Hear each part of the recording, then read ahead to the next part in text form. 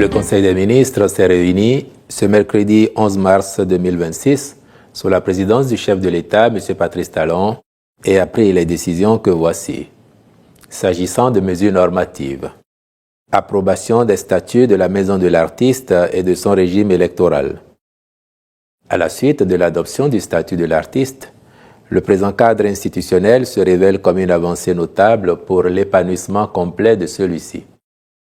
La Maison assure pour les artistes une mission d'identification et d'immatriculation, d'accompagnement professionnel, de formation, d'information conseil et de représentation auprès de l'ensemble des pouvoirs publics et autres institutions. Elle est dotée d'une assemblée délibérative, d'un bureau exécutif, de commissions techniques, de délégations départementales, d'un secrétariat général, ainsi que d'organes de contrôle. L'adoption de ces tests consacre donc une organisation propice à l'exercice des professions qu'ils encadrent et qui sont de nature à favoriser le développement d'une véritable industrie culturelle et créative au Bénin. Au titre d'autres mesures normatives, ont été adoptés les décrets portant nomination ou promotion au grade supérieur de certains officiers des forces armées béninoises au titre de l'année 2026. Nomination ou promotion au grade supérieur de certains officiers de la police républicaine au titre de l'année 2026. Avancement des inspecteurs des douanes au titre de l'année 2026. Avancement des inspecteurs des eaux, forêts et chasses au titre de l'année 2026. Création du comité scientifique national de restitution des biens culturels et nomination de ses membres. Érection du centre de santé de Ménotin en hôpital de zone pour la zone sanitaire Cotonou 5. Conditions d'emploi à la fonction enseignante des personnels des forces de défense, de sécurité et assimilés dans les universités publiques du Bénin. Modalités de recrutement dans les corps des personnels des forces armées béninoises, ainsi que le décret fixant la préséance en République du Bénin. Au chapitre des communications, en point 1, renforcement des compétences en langues étrangères.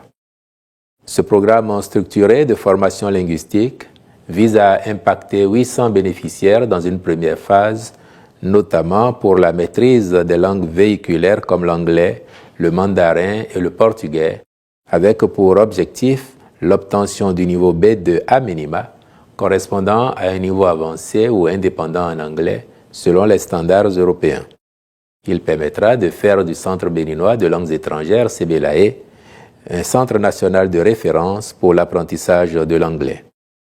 Les différentes structures chargées de la mise en œuvre de ce projet prendront les mesures nécessaires à son opérationnalisation, en l'occurrence la contractualisation avec les centres de formation retenus.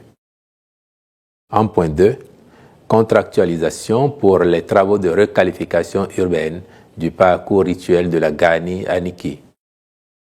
La Gani de Niki est une célébration culturelle et cultuelle séculaire de l'Empire Batonou, constituant l'une des plus importantes manifestations du patrimoine immatériel du Bénin. La construction du nouveau palais du roi impose une modification structurelle du parcours rituel traditionnel qui passe désormais de 7 à 8 stations sacrées. La présente mission vise donc à faire une requalification des stations et du parcours afin de préserver la cohérence culturelle, renforcer la sécurité des participants et valoriser davantage l'événement sur le plan touristique.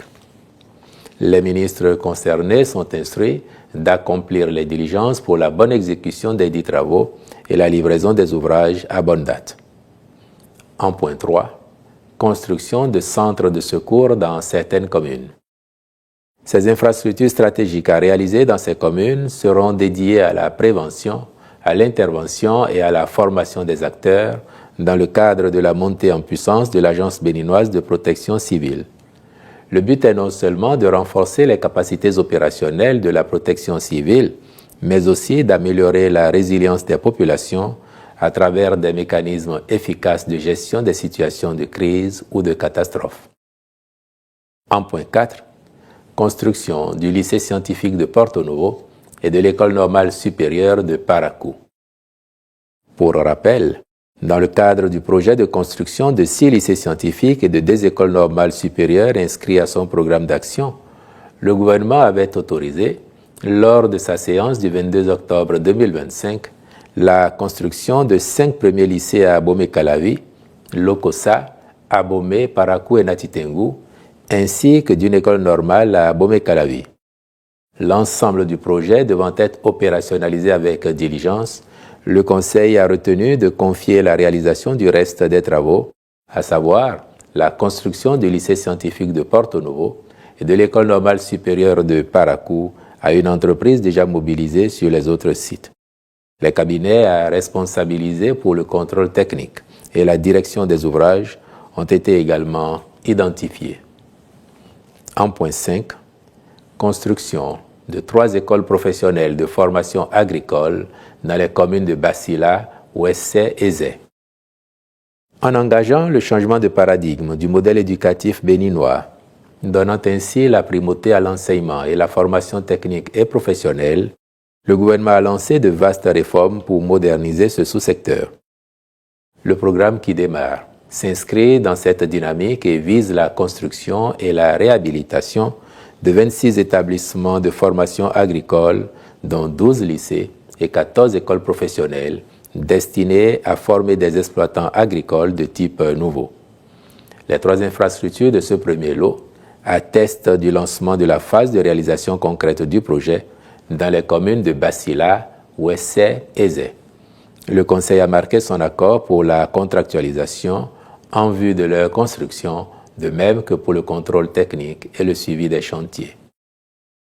En point 6, mission de maîtrise d'œuvre complète du projet de mise en place d'un dépôt d'archivage mutualisé pour les juridictions et d'un espace centralisé de conservation des scellés judiciaires. Au regard de la masse de documents que produit la justice, il apparaît nécessaire de garantir la conservation structurée des archives et scellés pour le bon fonctionnement des juridictions. À ce propos, il convient de doter les greffes de locaux adaptés, aussi bien pour les archives que pour les scellés. C'est dans ce cadre qu'un modèle de gestion a été mis en place. Il a vocation à assurer la sécurité, l'intégrité et la traçabilité des archives et des scellés judiciaires, tout en soulageant tant soit peu les juridictions du fardeau logistique et matériel que représente leur conservation. Pour optimiser ces avantages, la présente mission de maîtrise d'œuvre complète est autorisée afin de mettre aux normes le bâtiment ayant abrité l'ex-agence judiciaire du Trésor. En point 7, travaux de délimitation des zones marécageuses à préserver dans le Grand Nokoué. Les grands domaines humides et marécageux dont dispose cette agglomération, qui participe en grande partie à la gestion de l'inondation dans les principales communes de la zone sud du Bénin, subissent malheureusement chaque année une forte pression humaine. De fait, l'expansion de l'occupation humaine réduit leur portée et limite ainsi les résultats des grands projets d'assainissement pluvial en cours dans la plupart de nos centres urbains. Le présent projet, qui impactera environ 30 hectares de zones humides à délimiter dans la commune de Semekoji et 500 autres hectares de zones marécageuses à délimiter dans celle de Cotonou, a été initié en vue de préserver les plans d'eau naturels qui participent à la réduction des risques d'inondation et à la préservation des écosystèmes fauniques et aquatiques urbains. Pour ce faire, le Conseil a autorisé la contractualisation avec les entreprises retenues. En point 8, approbation de la stratégie nationale d'alimentation et de nutrition 2026-2030. Cette stratégie est élaborée dans la perspective de favoriser l'opérationnalisation de la politique nationale de l'alimentation et de la nutrition pour assurer la concrétisation de ces orientations à moyen terme. Elle aspire à traduire la vision, les orientations stratégiques et les objectifs de la dite politique en interventions concrètes, budgétisées, planifiées et assorties d'un cadre rigoureux de suivi et évaluation. En effet, la stratégie est conçue comme un outil national de référence pour l'ensemble des parties prenantes engagées dans la lutte contre la malnutrition et l'insécurité alimentaire au Bénin. À terme, Elle induira une meilleure convergence des interventions multisectorielles et multi-acteurs, renforcera la coordination institutionnelle, assurera une allocation et une utilisation plus efficace des ressources et promouvra une plus grande redevabilité dans la mise en œuvre des priorités nationales en matière d'alimentation et de nutrition. En point 9, recrutement et formation de 135 fonctionnaires des eaux, forêts et chasses. Il s'agit de 95 gardes forestiers, 25 contrôleurs et 15 conservateurs des eaux, forêts et chasses qui, à la suite des recrutements effectués pour le compte des 4 dernières années, viendront renforcer les effectifs de cette entité pour relever ses capacités à mieux faire face à ses missions. Les ministres intervenant dans ce processus accompliront les diligences utiles à la bonne organisation du concours et à la formation des nouvelles recrues. En point 10, acquisition d'équipements divers au profit de l'Agence béninoise de protection civile. Il s'agit de 2 camions-citernes d'incendie, 9 véhicules de lutte anti-incendie haute pression et 8 véhicules de secours et d'assistance aux victimes qui viendront renforcer le parc logistique de la dite agence. Les ministres en charge de cette opération devront s'assurer de son exécution correcte. Au titre des rencontres et manifestations internationales, il a été retenu la célébration, le 12 mars 2026, de la 11e édition de la Journée africaine de l'alimentation scolaire à l'école primaire publique d'Akpaka dans la commune de Savé. L'organisation au Bénin du 13 au 14 avril 2026 de la 16e réunion du groupe de travail intercession de gestion du mémorandum d'entente d'Abuja sur le contrôle des navires par l'État du port dans la région de l'Afrique de l'Ouest et du Centre, ainsi que la participation du ministère du Tourisme, de la Culture et des Arts à ces réunions statutaires et autres rencontres à l'extérieur au titre de l'année 2026. S'agissant de mesures individuelles, les nominations ci-après ont été prononcées. Au ministère de l'Économie et des Finances, directeur général du Fonds d'investissement communal, M. Réginal Koumagbeafide.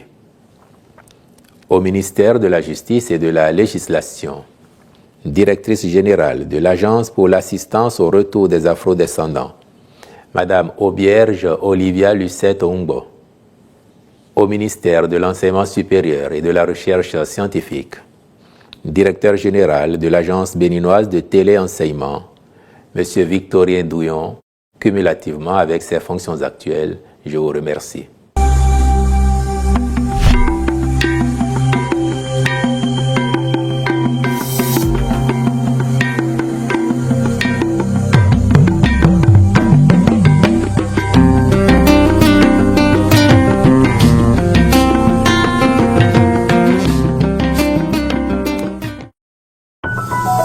IBIS TV, créé pour inspirer.